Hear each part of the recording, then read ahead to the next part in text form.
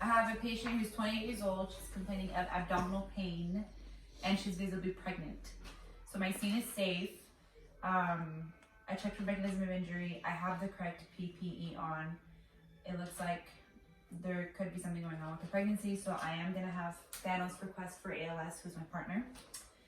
So Thanos request for ALS. Hi, my name is Macy. I'm with American Ambulance. What seems to be the problem today? I'm having abdominal pain. Okay, so abdominal pain. I am going to put I'm going to put some oxygen going, or I'm going to get some oxygen going at low flow 6 liters per minute. For the time being, unless it just some kind of complications, I might put it at high flow 15 liters per minute, but that's what we're going to go at the beginning. Oh, and then I'll check your pulse really quick. Thank you. It is kind of elevated, and you do seem kind of hot. So we're going to move to history. What were you doing when you started feeling this pain? I was walking around. And is there anything that makes it kind of better or worse? Sitting down feels okay. Okay, and then what kind of pain are you feeling? Like, how would you describe the pain? Pulsating. Is it staying in one place? Is it moving around? Kind of all around my lower abdomen. And on a scale of 1 to 10, how bad is the pain? 10. And then what time did you start feeling this, you think? About 20 minutes ago. Okay, and then do you have any kind of known allergies that we should know about? No. Okay, and any kind of medications that you're prescribed other than prenatal care, over the counter? Or... No. Okay. And then for your history, is this your first pregnancy? No, second. Okay, and do you have any like blood-related complications or gestational diabetes? No. Okay, and do you know if you're having twins? No. Okay, and did you have a C-section with the previous one? No. Okay. And then, when was do you have a medical provider? Yes. When was the last time you saw them? 2 weeks ago. Okay. And did you have any complications with the previous birth or this one that you know of? No. Okay. And you are receiving prenatal care? Yes. And are you feeling any kind of cramping, bleeding, discharge? I'm having cramping and some discharge. Okay. And do you feel nauseous or hot? I am nauseous and I am getting hot. Okay. And have you been vomiting a lot? No.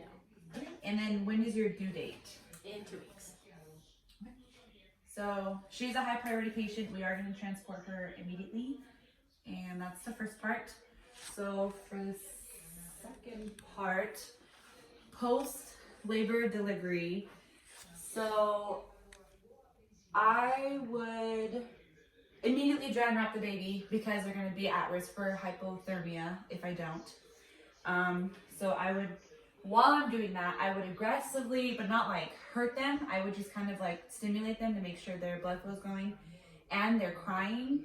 And if they don't respond to that, I would flick their feet. So I guess like just kind of flicking my fingers. And then,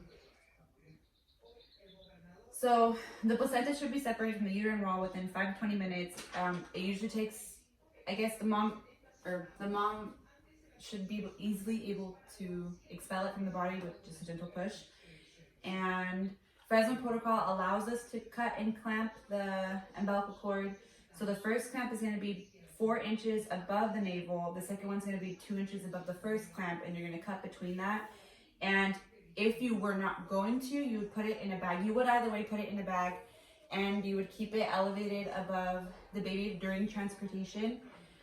And you would also check the mother. You would keep her oxygen at 6 liters per minute low flow if there's no complications. But if there are complications or any kind of abnormalities, you would put it at 15 liters, high flow, 15 liters per minute. And then you would check for signs of shock, heavy bleeding, and a high blood pressure, or less than 100. You're going to refer to the shock protocols. You're going to massage the abdomen to aid in contraction or breastfeed, which will help with that. And you're going to keep monitoring her blood pressure and her pulse. And then when the baby is delivered, at the first minute, I would assess the APGAR scale. So that would include like to making sure the baby's crying. If the baby looks pink and they're screaming and they're moving around a lot, that is the ideal. And so the first part, when you're looking at activity, pulse, grimace, appearance, and respiration, so they get 0 points if they're absent for activity, absent for pulse, flaccid for grimace, or they're not really like, they're very stoic. If they're blue and pale, it's 0. and if they're not breathing. So if they were all zeros, they would be a stillborn baby. They at one point, if the arms and legs are flexed, but they're not like moving around a lot, so they're just kind of upwards. And if their pulse is below 100 beats per minute, they have some flexion of extremities. Their body's pink, but their extremities are blue, or the respirations are irregular. All of those would be 1 point, each 1 point. And then 2 points if they have active movement over 100 beats per minute. They're active, they have active motion, so they're sneezing, coughing, they pull in, they're crying vigorously, and that would also apply to respiration. And then appearances are completely pink. So if they get 0 to 3 points, it would be severely depressed, moderately 4 to 6, excellent 7 to 10. And like I mentioned, if they're wiggly, they're moving, they're screaming, that is a good thing. And you could check their pulse you can check their brachial pulse, and if you can't do that, if you can't find it, you're gonna listen to their chest with a stethoscope and count the beats.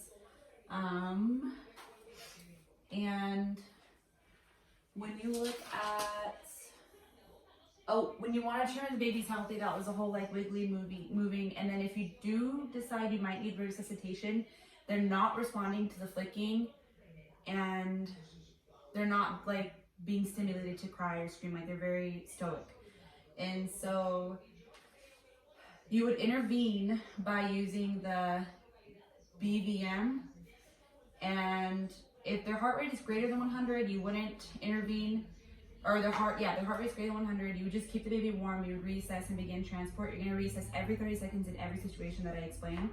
If their heart rate is less than 100 beats per minute, you're going to provide ventilations at a rate of 40 to 60 per minute, and that's when you would use the newborn valve mask with the small mask. You're going to watch for the chest rising and falling, and then between 60 to 80, but it's continuing to rise, you wouldn't use chest compressions quite yet. And then when they're less than 60 or between 60 to 80 and not rising, then you're going to use this as ventilations and begin chest compressions. As demonstrated in the previous ones, you would put it between with 2 fingers and you would push down. Yeah, okay. And then